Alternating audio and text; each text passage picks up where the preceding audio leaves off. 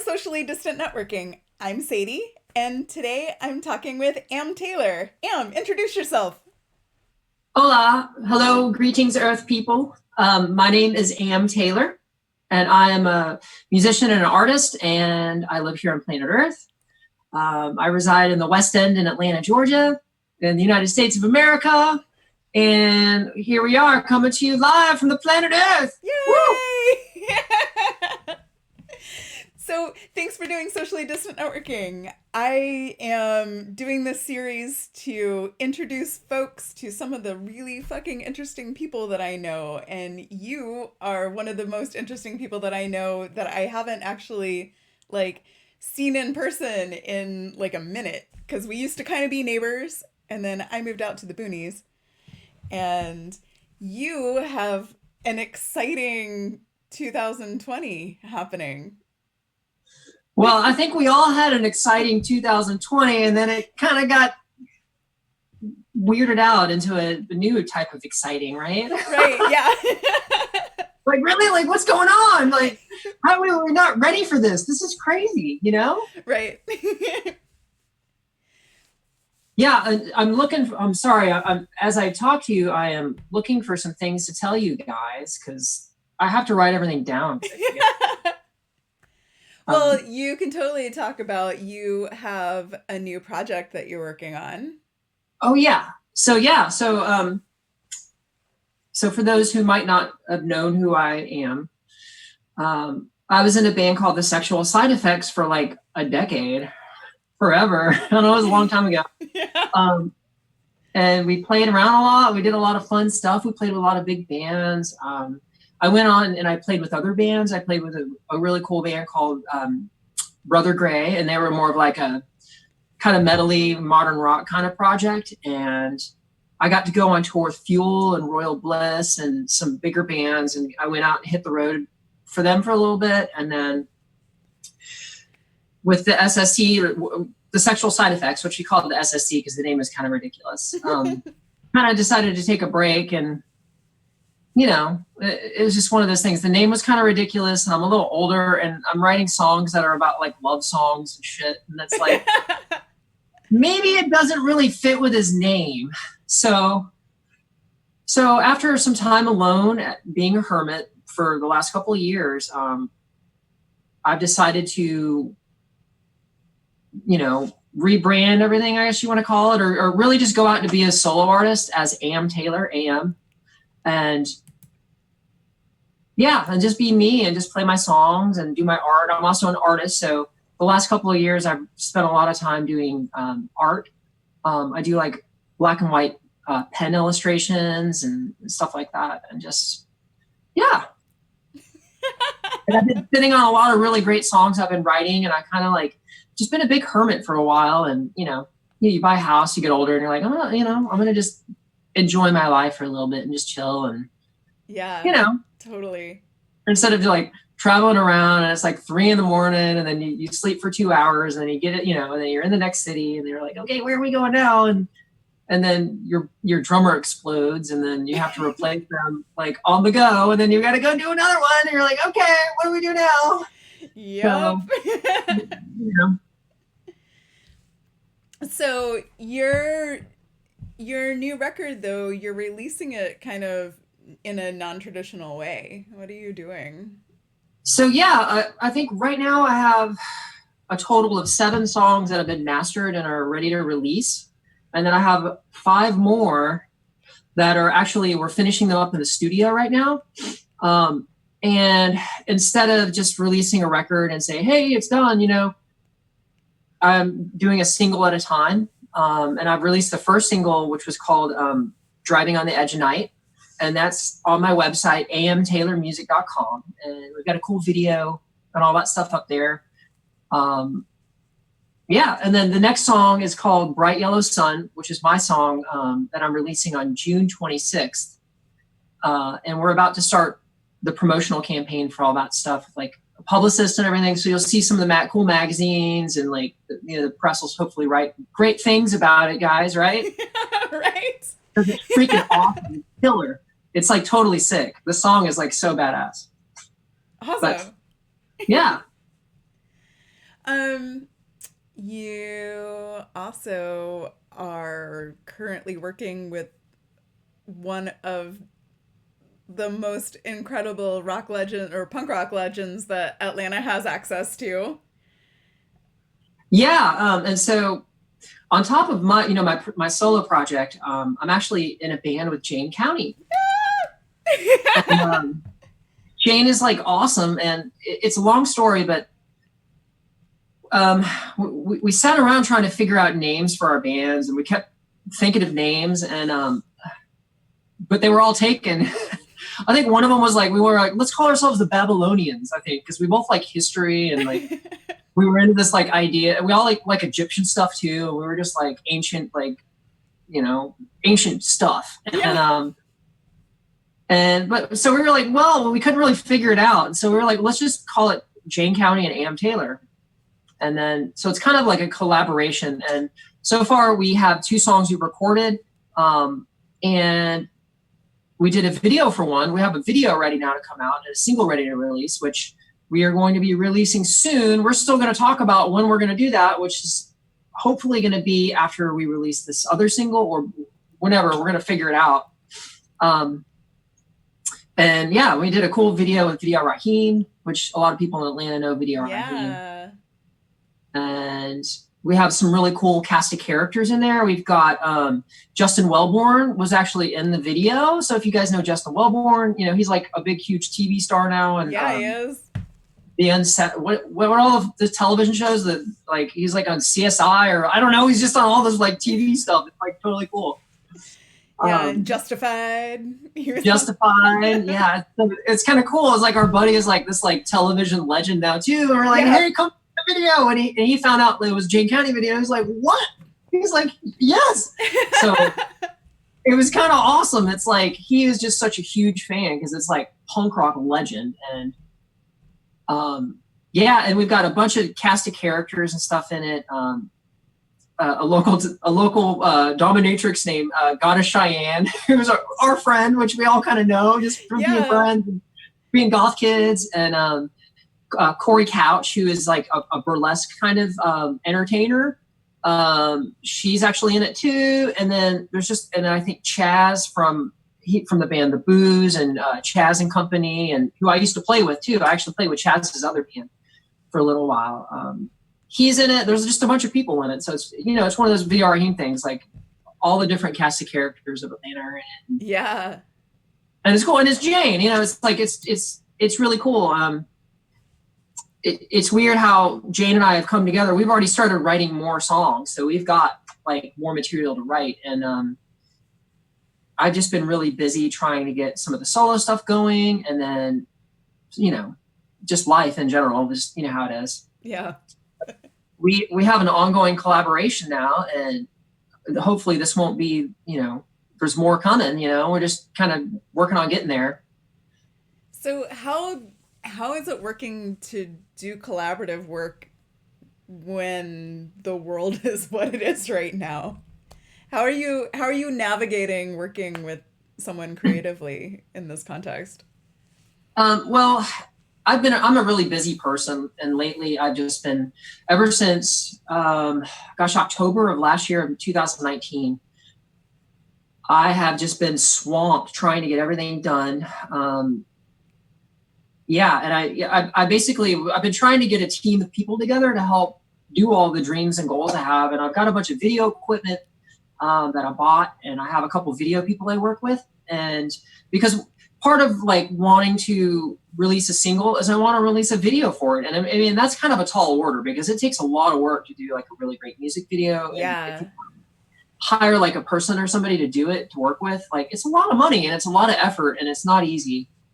But that's kind of my vision, it's like, I really want to have something that's really great. I don't want to just like pick up my telephone or my cell phone and be like, I'm recording, here's the video, guys, and it's like, right. Because it's like an immersive experience for me. And ever since the first video, Driving on the Edge of Night, that I worked on, my friend Missy Renee, she was like the director, and she's been a friend of mine for years. And she's been working with me on all that stuff. And then she pretty much directed it. And then we got other people involved, who are friends, like other camera people. And we rented a car, and we ended up going through the country, and we had 2 cars where one's following the other. Yeah. And like people were hanging out of the minivan, like, and almost fell out while they were filming me. And like, we did all this kind of crazy stuff. We even had to rent the car, and like we had to get insurance for the car. We literally went like ridiculous mega blockbuster just to do this little video that probably 8 people will see until it's, things grow. That's awesome though. Too far, but you know what I mean? Like there's a lot of effort and a lot of time and a lot of money and a lot of vision. And then I went ahead and I filmed the other video myself. I had a friend named Andy Reilly help do the camera op for it. But I kind of knew what I wanted to do. And the next single, Bright Yellow Sun, I was like, I got a projector. Kale, who used to own the Star Bar. I don't know if you know Kale. Oh, yeah. Kale. Totally know Kale. He was really cool, and he let us borrow a projector. I think I ended up borrowing it for a month. Sorry, Kale. I should have got it back to you earlier. And I just wanted to do some kind of cool spacey stuff. And I just kind of made some collages of footage. And I mean, I know how to edit and do that kind of stuff. So, yeah. And then there's more videos I plan on doing next. I mean, we had Raheem do the other video with Jayne, and because that was more appropriate, that was like the right thing to do. And, Yeah. But with like, with COVID, everything, it was like, well, how am I going to finish this video and make the deadline? And so I just had to kind of do it myself. So I literally was staying up all night for like 3 weeks. Oh, wow. And like, I had other things to do. I had to do to pay the mortgage and help my friends out. And like, because there was so much chaos going on. And it's like a lot of people I care about, they're all like not having jobs right now. And it's like, well, so I've been trying to take care of everybody and do what I can just to be a good person. You know what I mean? And whatever. I mean, people depend on people who can help them, so yeah. This kind of situation. And I just had my birthday, and on my birthday, a tree fell on my house. Dude, what? Yeah. So a tree fell on my house on my birthday. Oh so my God. I had to deal with that too. And I was like, okay, here we go again. All right. No big deal. We got this. And yeah. So that's just kind of been my experience. And I've been able to take a break lately, and I've just kind of been chilling and writing songs and finally hanging out and going and being social and doing stuff. So yeah. What about you? Like, you live in the country now? Like, yeah, what? I'm out here in the eastern suburbs, and I can see Stone Mountain from my driveway, but oh, cool. Yeah. So did you end up getting like the farm or whatever, like a big farm? We're farmish. It's like 8 acres. We have woods and a pond and things. It's way different, but our Mel lives in the old place and has a goat and like a dozen chickens living, in town. Yeah. And like one of our friends lives in an Airstream in the backyard, and like it's magical. And so yeah. So like, are you still somehow involved with the old house at all, or is it pretty much just Mel on the like? That's Mel's place now. Mel and a roommate and our friend that lives out in the Airstream, but Mel works for my partner, so. Oh yeah, okay. Like yeah, that's right around the corner. So.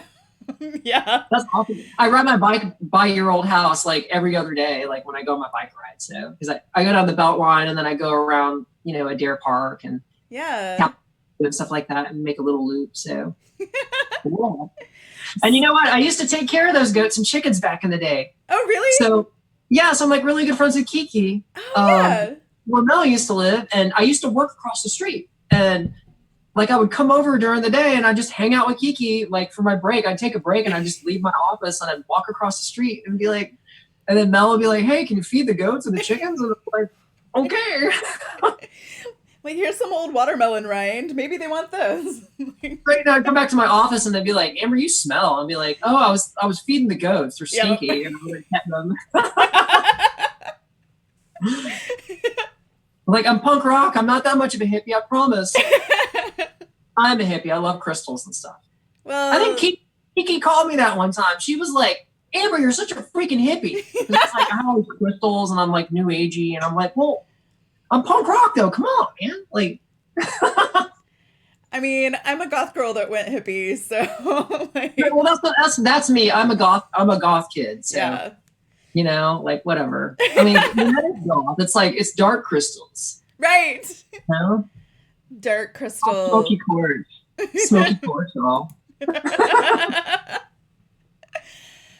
So you go on bike rides. What are some of the rituals that you have part of your life, you know, like just normally, like what are some of your daily rituals, or like now as part of the whole like COVID situation?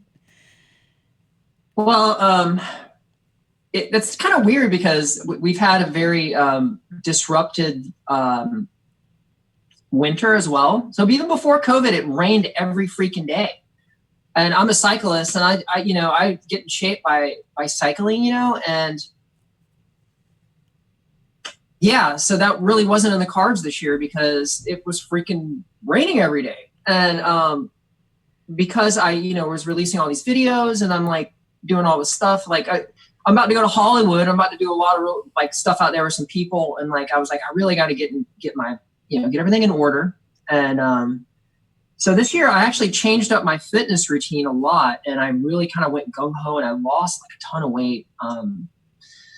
And I did it by actually lifting weights. Like I actually lifted like light weights, and I did like a glute routine, an ab routine, a glute routine, and an arm routine every day. And then I do like 15 minutes or 10 minutes on this maxi climber thing. Oh, wow. Yeah. And then I counted my calories and watched my macros. And I did that for like 3 months straight. And it was like brutal because I would work all day long, and then I would do all the stuff for the video. And then it would be like midnight, and I sat down and I did my workout routine every freaking day. And I literally transformed the way I look. I look like a different person within like 4 months now. And, wow.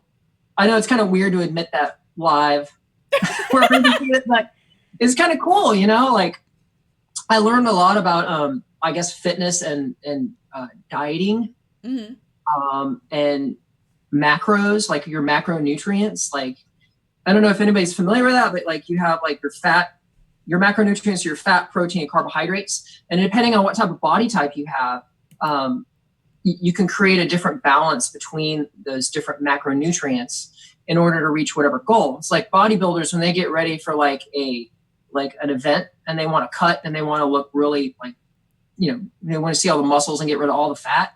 They basically eliminate all the carbs, and which is kind of crazy. I did kind of go through that. But they adjust the balance of everything. And that's kind of what what is the name of the other diet called? It's like keto. Yeah. Like keto based on that, where you have high fat and medium protein and low carbohydrates. And I kind of did something based around that, even though I'm a vegetarian, so it was kind of tough. But yeah, it was cool. It was a transformation. So. And yeah. Definitely strength training, like back when I was doing a lot of like strength related things. I mean, it burns so much. It's really effective. Yeah, so like, I think every time I've met you, you didn't have any clothes on, basically. I mean, not in that way, but you know what I mean? You're always like performing or doing aerial stuff. And, right. So it's like, I couldn't imagine like having to hold myself up on one of those ropes or whatever, like I couldn't imagine any of that. Like, do you have any like knowledge to inspire people about like how that kind of routine goes in your life? Or I mean, with that, I think it's having lots of extra energy and wanting to do pull-ups, because a lot of aerial work is basically just pull-ups. It's like pull-ups and like crunches in the air, So yeah. Well, pull-ups are like the worst though. Yeah, they are. It's like when it comes to like crunches, it's like, okay, I got that. That's not that big of a deal. When you do a pull-up, you're like, man, I don't want to do that. Right. So what when you changed how you were eating, did you get like carb withdrawal? I think I definitely had some moments where I was like, wow, I think I really need to eat some carbs because I felt weird. Like I was like, you know, I slowly introduced them back into my diet, and it's been kind of weird. But I mean, it was like bodybuilders go through all that stuff. And one of my friends was a bodybuilder and was telling me about it, and I kind of consulted with them a little bit about like how should I really get in shape and like, you know, and stuff like that. So yeah. But I mean, ultimately I watch my calories, right? Yeah. I used to just ride my bike like 30 miles and then watch my calories, and then I'd be really skinny. And it was like, well, how can I do that in the winter when training outside every freaking day? Yeah. It's like the whole world is so crazy these last many months. Just like crazier in a different way, like constantly. Have you been okay? Have you and your partner been okay? I mean, it's crazy. Yeah, I think our lives are less different now than a lot of people's, because I've worked at home for like 13 years, so like this is my place anyway. So yeah. No, that's cool. He's still, construction is carpentry was considered like an essential job or something, and that's so cool. Yeah, he was still like doing a thing, which, you know, whenever we kind of talk about it, like, so rich people who are spending time in their houses look at their kitchens, because my partner does like custom kitchens for folks who don't know, like custom kitchens and closets and like retail and restaurant design build out things, carpentry. Definitely rich people who have been like hanging out at home during all this have been like, I don't like my kitchen cabinets anymore. You know? Like since they're spending all this time at home and they're like, oh, I want an upgrade.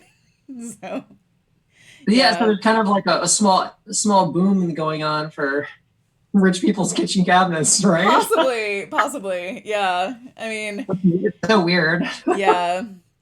I don't know. I guess because I was reading a thing today about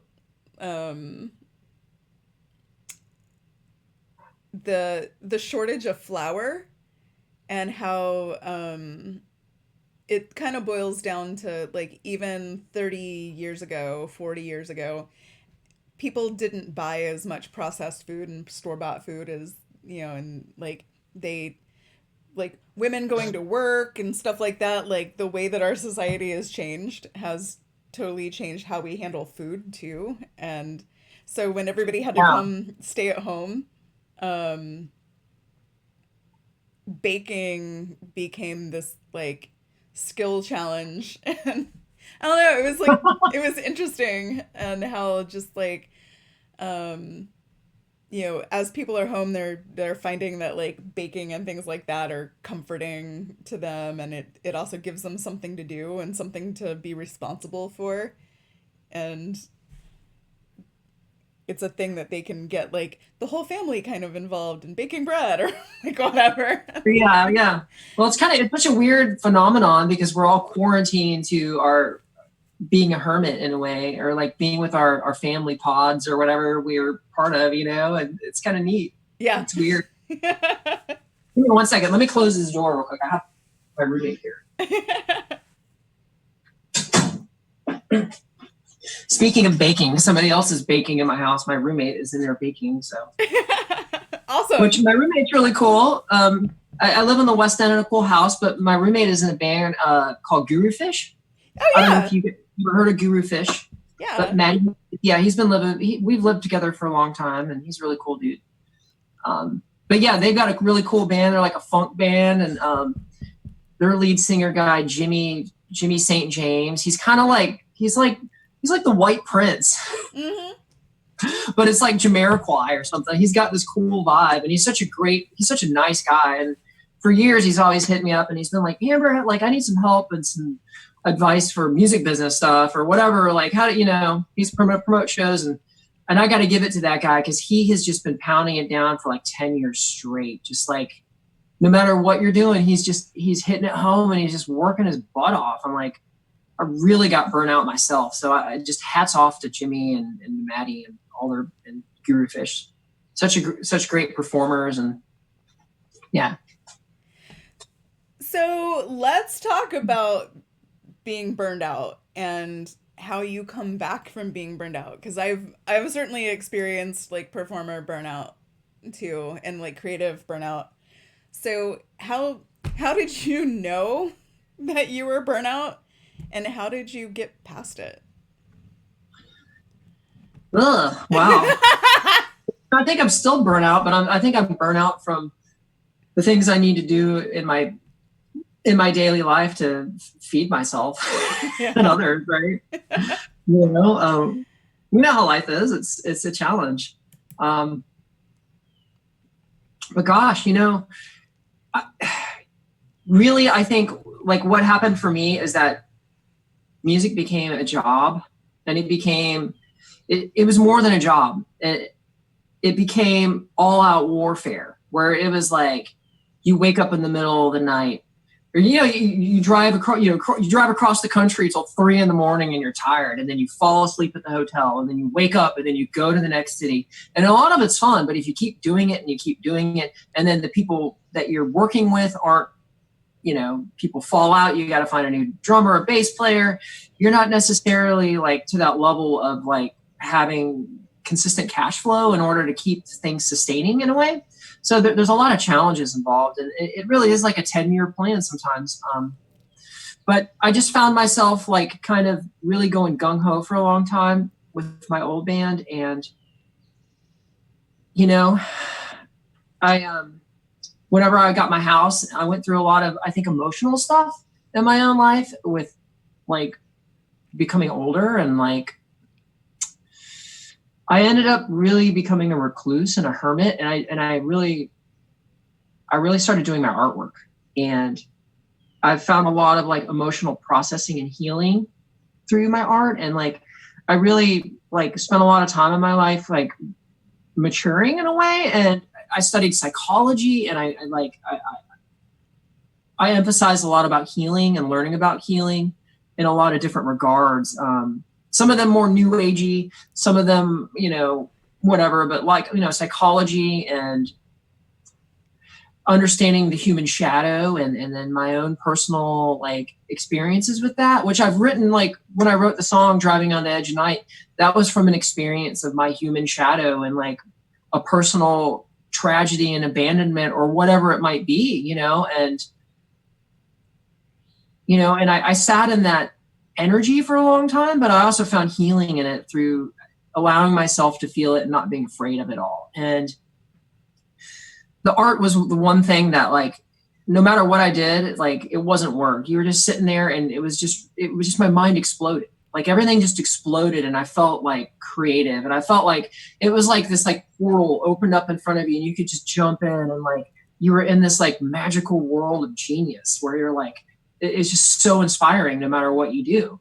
And with music, sometimes it seems like I always have this part of me that feels like it's work. Like I've got to get up, and then I've got to write the demo, and then I've got to go and show the band, and then we've got to do all these different steps. It's like a machine, and then we got to play live, and we got to practice, and like, so it's a different beast in itself. And part of me has been reconnecting with my songwriting in that way, where it was like my art, where it was like, hey, I just want to sit down, and I would sit, and then I started just writing, and I felt better about it. And I would just like write really dumb ideas, record them, and then listen back, and then I piece together songs. And I've been doing that now for a long time. And I have all these great ideas that haven't really been filtered to the end, but it felt good to be able to have that, like a place, I think it all came about me having a home, and now that I have a home and I have a place in the universe, it's like I have a, that place, that bubble. I have a bubble now of creative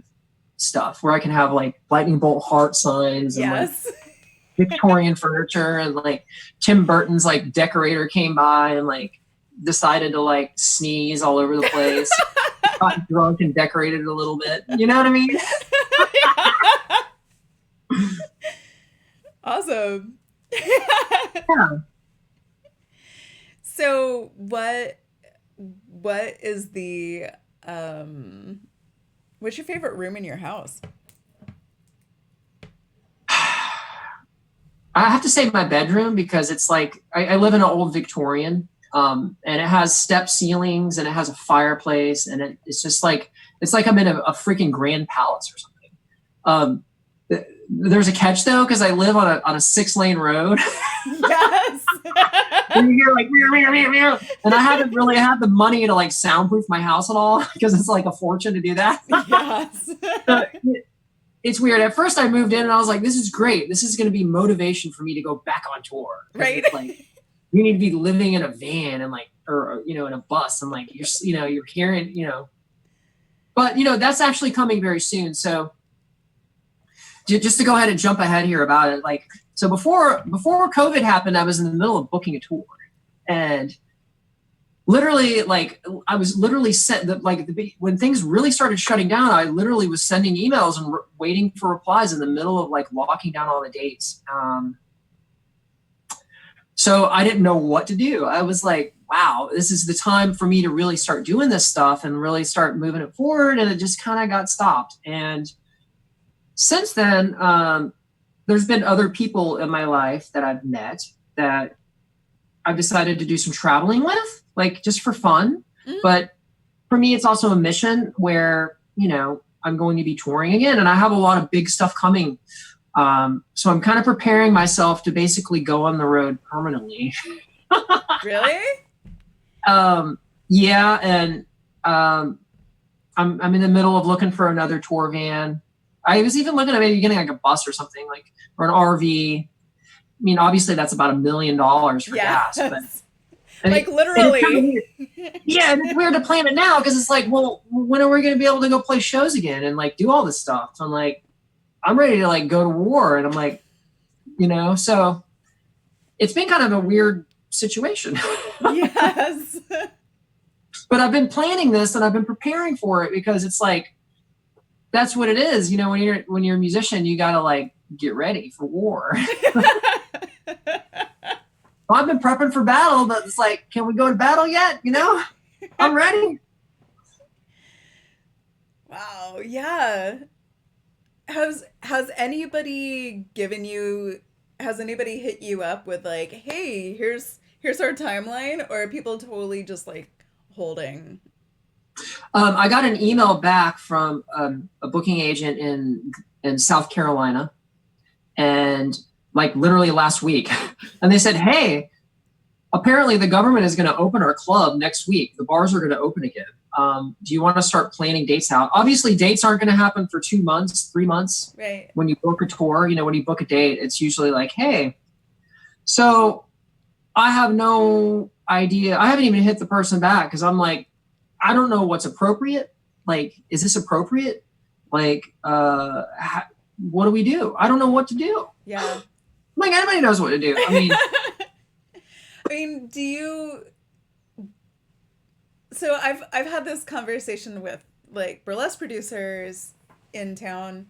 Like, even if we do try to do shows, are people going to come out, or are people going to be super hungry for entertainment, and they'll come out and then be like unsafe, and like all of these scenarios of like how what could this possibly be? And also, like, when can we possibly do this? Like, when are people going to be comfortable? Yeah, I don't know. Yeah, it's really weird. It's like, I just have to say this, though. I know that I'm not a political person. So I'm putting out this, everything I'm going to say is not about politics. What I'm going to say is about being an administrator. And I really feel like the current situation we're in really I feel like we've been failed by an administrator, like by the people who were supposed to handle this. Mm-hmm. I've worked personally in my personal life outside of music. I have worked for people who are in charge of very big, very important things that cost a lot of money, and like giant, corporations and things like that. And like, if you were in charge and you were in this situation, like, how would you deal with it? And these are the things that I thought when this started happening. I was like, well, how would I respond to all this situation as a leader? And the first thing I thought is like, when we went into like World War II, we had a war effort, and like all the factories in America, all of the corporations got retooled to be part of a war effort to combat something that literally could be the end of the existence of our civilization. You know what I mean? Yeah.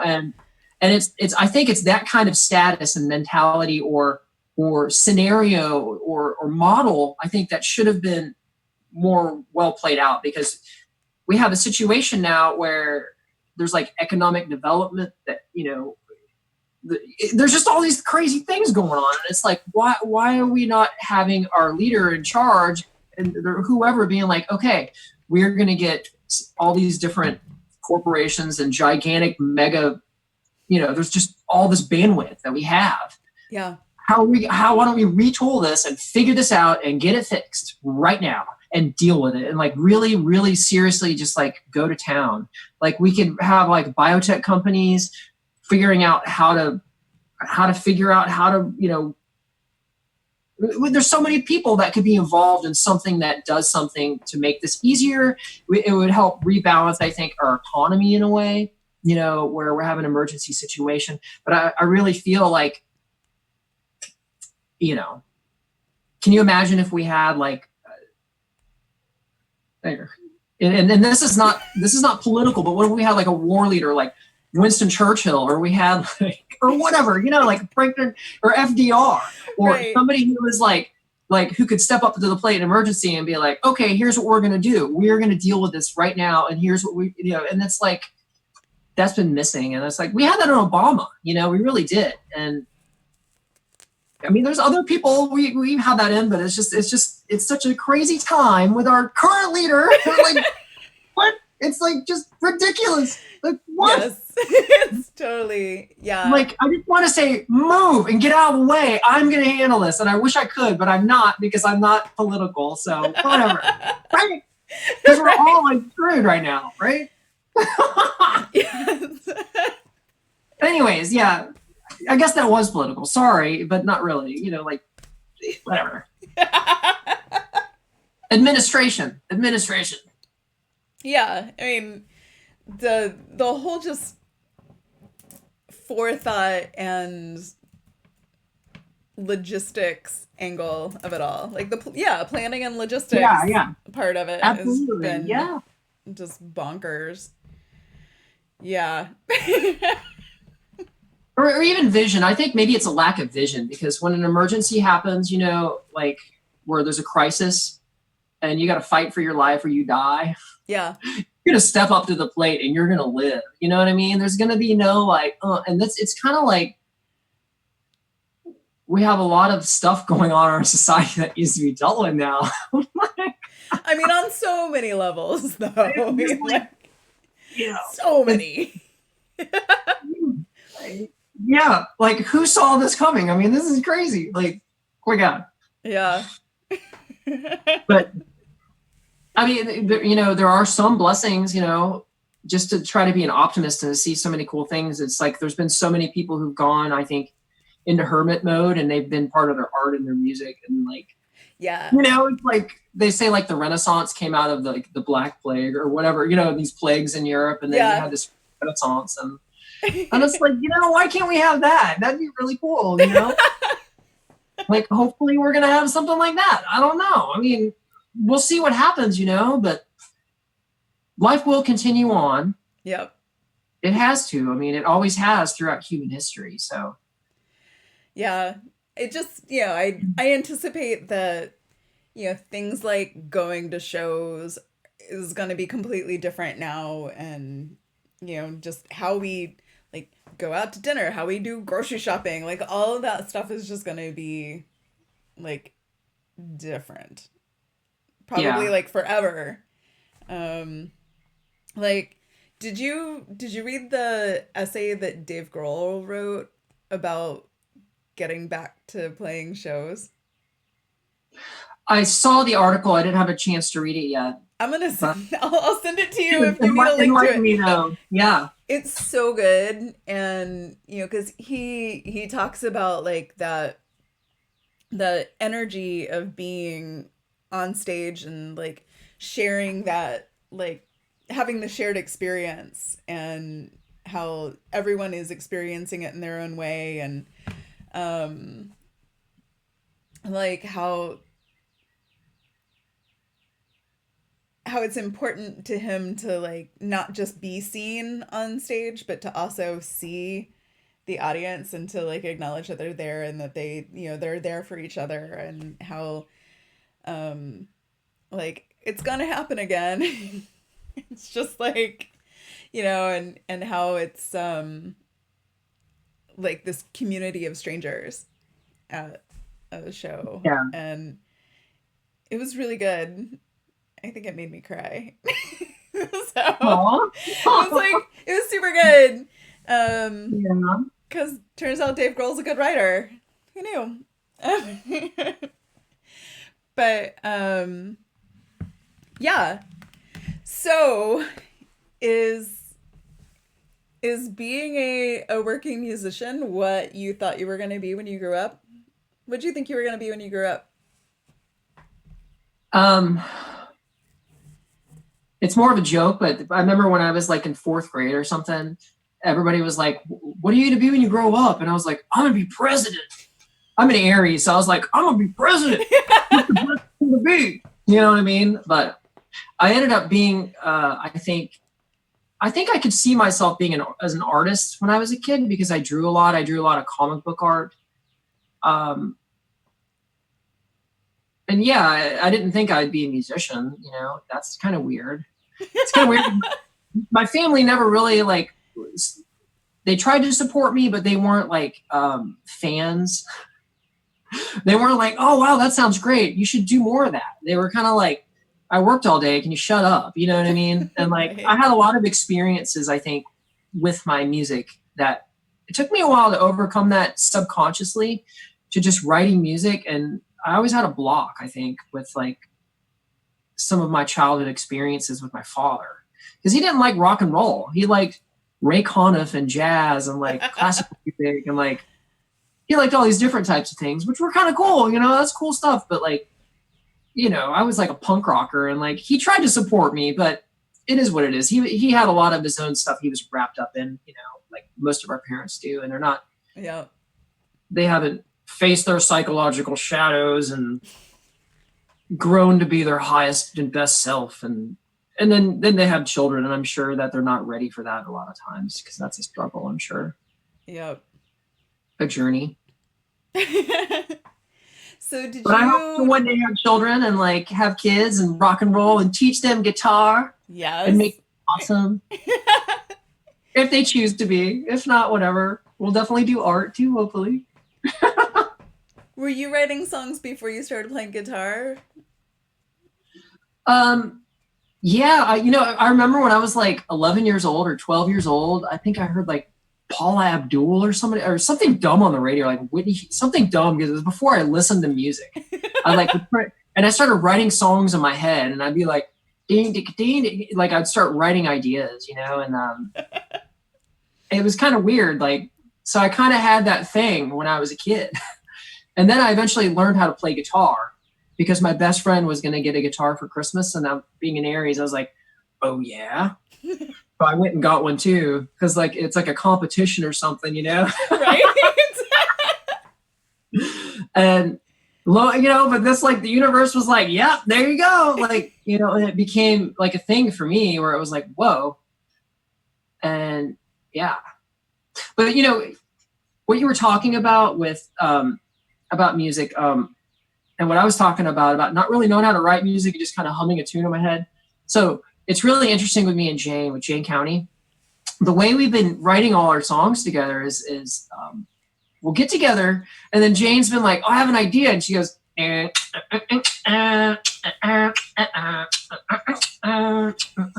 she's like, listen to this, huh? And I'm like, that's great. And then like, I'll get my phone out and we'll record it, and we'll be like, okay, yeah. And then I'll figure it out on a guitar real quick. and then I'll literally just come up with a song out of like what she's like humming and doing. And we literally have written our songs that way. Obviously I'll take whatever riff or whatever thing, and then I'll add like music theory to it. We'll create chord progressions, and we'll add choruses and sections, and then come up with words, and then we'll, but that's kind of how we've been writing. And it's kind of magical in this weird way where she'll just have this weird thing out of the air, and then she'll hum it, and she's completely like she just loves how I can like figure it out. She's like, I've never been able to play with anybody who can just figure it out when I just hum something. So we have this really cool like symbiotic songwriting relationship where she hums it and I write I figure it out. I'm like, we have a song, it's cool. Yeah, that's rad. and Jayne just had an autobiography that was just written. It's a biography, an authorized biography by a guy named John Wombat, who's from the UK. And that is on Amazon now. I think it's not in America yet, but it's in the UK. I actually ordered the book from the UK Amazon site. But you can Google it. It's like Jayne County, authorized biography by John Wombat. Yeah, it's really cool. I actually got a little piece in the book because I talked about our project in there, and it's great. It's crazy because we were sitting there, we were recording a demo and stuff for one of the songs, and she's like, I'm going to send this to Iggy. And it's like, what? Like, Iggy Pop. That's rad. He's like, you're going to send this to Iggy. It's like, okay, cool. All right. So yeah. So like our demo is like, went to Iggy Pop. Yeah. And yeah, she's friends with like all these like people, these legends. And it's like, really? Cool. Yeah. We just, last week we watched, there's a documentary on Amazon that's about Bowie and Iggy and Lou Reed and sort of how they interacted with and influenced each other, and like with the Factory and all that. And Jayne's one of the people interviewed in it. That's awesome. Yeah. She's told me stories about all that stuff, and I'm just sitting there like, really? You gotta be kidding me. That's amazing. I just like, she'll come over and I'll hang out at her house, or she'll come over to my house, and then we'll be writing or, doing whatever. And it's just, are you serious? I mean, I can't even tell you the stuff. I can't tell you the stories because I'm like, it's crazy. It's really great. Like, I think she's like really good friends with one of the guys from the Kinks and stuff. I'm like, I got her up, and Blondie's like one of her good friends. And Jayne does this really cool art where she draws like these little demons with penises, these giant penises. And she had like an art show, and it was really cool. She went, I think it was the Marlboro Gallery in New York. She had a big art show up there, and a lot of the people from New York, like the scenester people from all the different decades. Like, I don't know if you're familiar with Miss Guy was there, who was like from the Toilet Boys, which is like in the 2000s and stuff. So it's like there's all these different like areas of like New York City, like rock and roll, and like all the different scenes. Max's Kansas City era, like CBGB. She was involved with all these different eras of like rock and roll there, and it was cool. So how did you get to know Jayne? Well, I think it was through a mutual friend. One of our friends from Little 5 Points, we were just buddies forever. And then they were best friends with Jayne, and she was always I think she was at the yacht club or somewhere. And I always used to go to the yacht club and hang out, and we just knew each other. I was playing around playing music, and then we'd hang out and, we'd have a drink, and, and she played a couple shows, one at the yacht club and, the Star Bar, and then for the festivals, and, and we just got to know each other. And one day, I think she hit me up and she's like, hey, we should get together and write some songs. And I'm like, okay. And it's been interesting because she's really into like, she's been doing like punk rock kind of stuff, rock and roll for a long time. And she really likes 60s music and stuff. And she knows all these like weird, cool bands I never really heard about, like from the doo-wop era or whatever it might be. Like we like one time we were going to the studio, we recorded in a studio that was like an hour away from Atlanta in the country. And we were driving out there and we were listening to like Jan and Dean and all these surf records from the 60s and like all this like cool shit. And she remembers all this stuff and like, and was telling me stories about stuff I've never heard of. And like, and it was really cool. So when we wrote together, it was just me and her, me with an acoustic guitar with her. And then I've got my kind of angle with everything where it's like, I like dream pop and like indie rock and like Radiohead kind of stuff and like pop rock, I guess you could say, you know, and singer-songwriter approach to everything. And then, you know, she, you know, she is Jayne, but she's like, it sounds like the 60s. We should make this like an old vintagey sounding like Ennio Morricone meets like James Bond theme song, like Jan and Dean meets like these old 60s, you know what I mean? Like that kind of stuff. And ultimately it kind of came out the other end on the singles where it's real loud rock and roll in your face, but it was written with that kind of angle a little bit. I think one of the songs has like the James Bond guitar all over it. So it's got like the surf rock kind of like, yeah. And yeah. Awesome. Yeah, it's fun. I can't wait for like us to launch all this stuff. So what's the coolest gig you've ever played, or the coolest venue that you've ever played? Oh my God. Well, I don't think it's like the venue or the coolest gig that you think about. It's like the weird stories of the things that happened. Yeah. Where you're like, oh, that thing happened there. Yeah, and I can't tell you those. Right. Yeah. Of course. It's like I would embarrass myself, number one, probably. I think one of the most ridiculous, well, it wasn't ridiculous, but when I played with Brother Gray, we ended up playing at a casino in, what was it? It was in Iowa. It was at like Dubuque, Iowa, I think. We played a freaking casino. And then like, it was awesome because they had this huge theater set up. And so we played the freaking casino. And then we went in the other room and we like played slot machines and gambled and stuff. And it was like, and we could drink all we wanted. And we had to give them our ID. And then it was literally like going through like federal security, like clearance or something, like government clearance, you know, like it was crazy. And like, we had like dressing rooms and you'd be in the back and you'd be like, are they like videotaping us in these weird dressing rooms? And like, it was weird. They were like, there was like a minder and stuff. It was bizarre. There was another time, like it was weird on when I played with them, we played a lot of really small towns because they were like, we played with Royal Bliss and they were kind of like that modern rock, hard rock kind of thing that was big with like bikers. Yeah.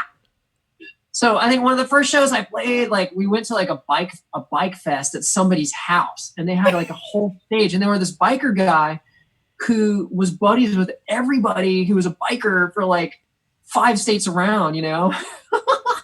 And they had this huge festival and like in their house and they had like this huge farm and like, and then there was like bonfires and all these people hanging out and like people from around the country and the world. There was an Australian band with us. It was really like, so I've had all these weird stories where it's like weird stuff, you know? Cause like when you start touring and you get to know all these little pockets when the agents like book all these things and you get to know the network.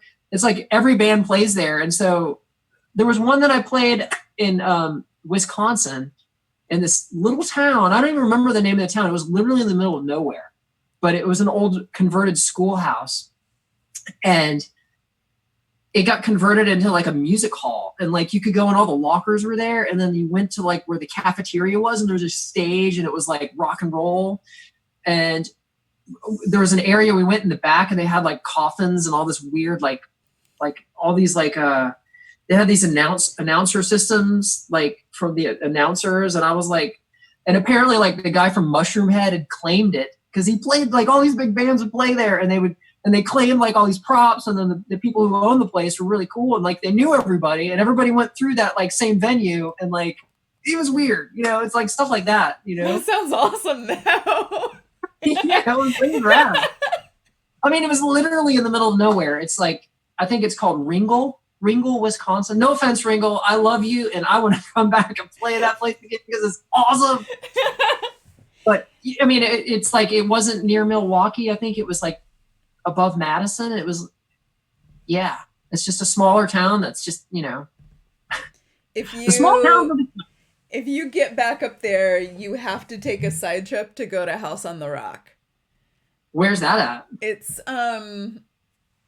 also in the middle of nowhere. It's more of like southern Wisconsin, I think, because it's like 2 hours from Chicago or something. And Yeah. so Frank Lloyd Wright had his school that was somewhere there in southern Wisconsin. And there is this dude who owned property like down the road from Frank Lloyd Wright. And was like, oh, you make weird houses. Hold up. And so he built this house, and it has like this room that goes out to a point over a cliff. And it's like a valley below it. And it's like an infinity room. And you like walk out and you look. There's like, it's not glass all the way, but the point of it is glass. And then he has a bunch of like fake artifacts. And so he's kind of like a con artist. Well, I mean, he died like 20 years ago, but he's kind of like a con artist in a way. But he built this crazy house like himself and with some staff and whatever. And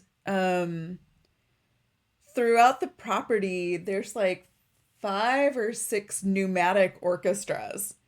And so it's these like the instruments are real, but they're all power, like air, there's like a pneumatic system, and you put a token in and it plays. And so like one of the rooms has like a whole like orchestra with like mannequins and stuff that are puppets. What?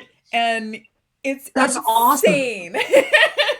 It's like, I think everyone in America who's ever on a road trip and has any proximity to southern Wisconsin needs to go to House on the Rock. This place it's just bonkers.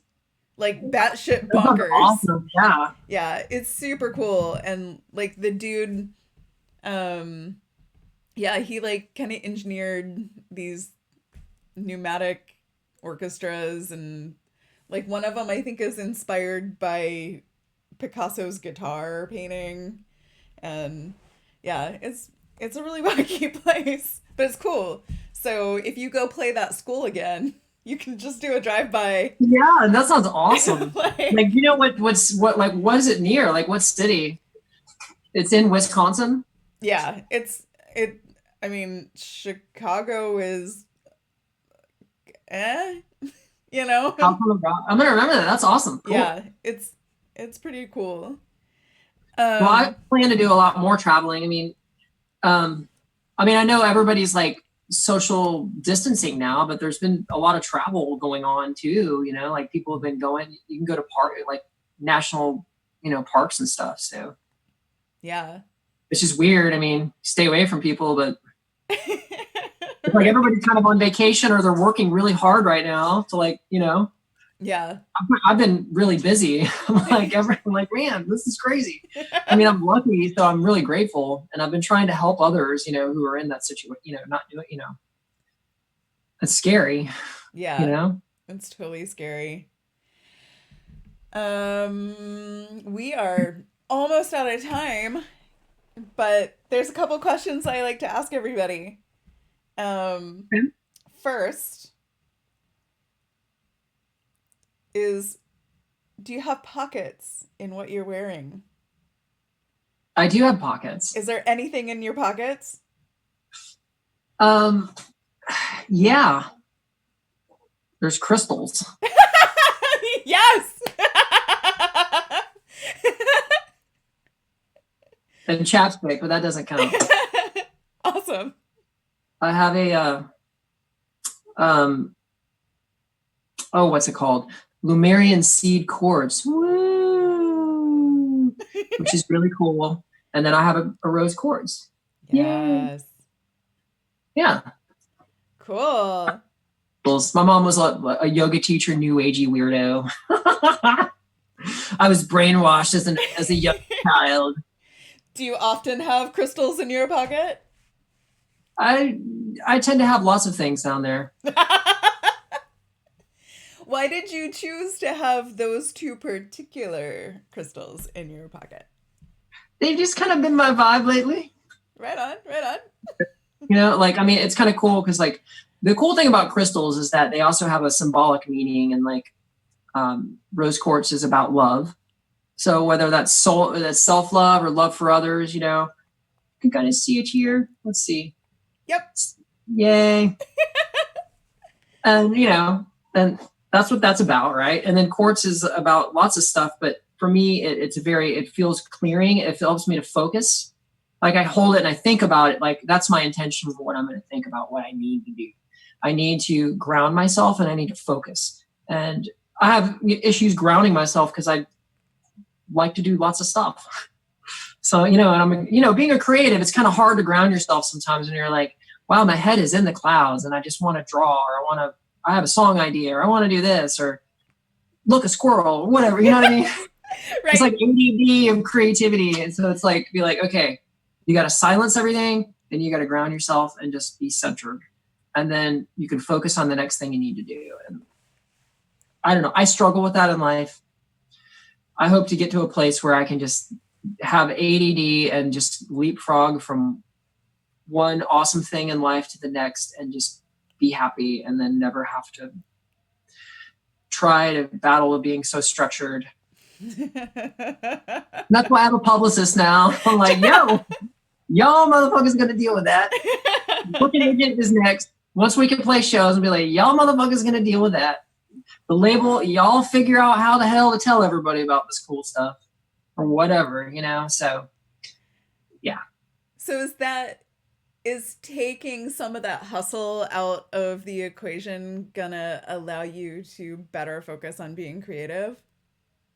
Yeah. And just, you know, I think that's been the reason I've been burnt out, and most people, is because you have to do it all yourself. Yeah. And that's my goal, is to be like, yo, who wants to do this? Let's make a deal. Let's go. Yes. The only thing is that you got to do it better than me. And I'm going to hold you to it. So, next to last, what's some of the most memorable advice that anyone has ever given you?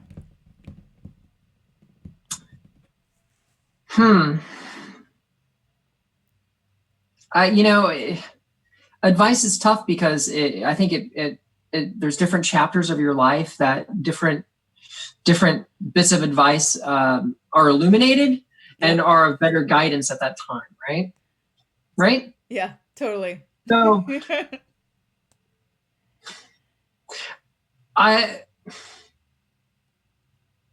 it's kind of hard to think of something off the top of your head, but I guess from the billions of quotes and things that I've read, the bottom line is everybody's going to die. It's true. So we're all going to die, right? And so from point A to point B, we got to make the thing in the middle count. And I'm a long game person. I have when it comes to everything in my life, I'm a long game person, because like I want, you know, I'm going to work really hard from here to here. And that comes with like relationships, or it comes with anything like that's worthwhile to me. I mean, I don't know where this is going, but I'm going to give the world my own advice. I have figured out the meaning of life. Yeah. Do you want to know what the meaning of life is? Indeed. The meaning of life for me is that we're all different. Yes. We're all here to be different. That's why people are different colors, and people are different genders, or gender whatevers. Be like me, you know, I'm what I am. I don't know what I am. I'm just here and I'm different. But, you know, we're all the same. We all have the experience of being a human being. Like, even being a human being, we see the world in a different way that what an animal would see, or another being, or whatever. We don't even know what they experience. So we have no right to even try to really figure that out, because we don't know. And that's the meaning of life. It's like,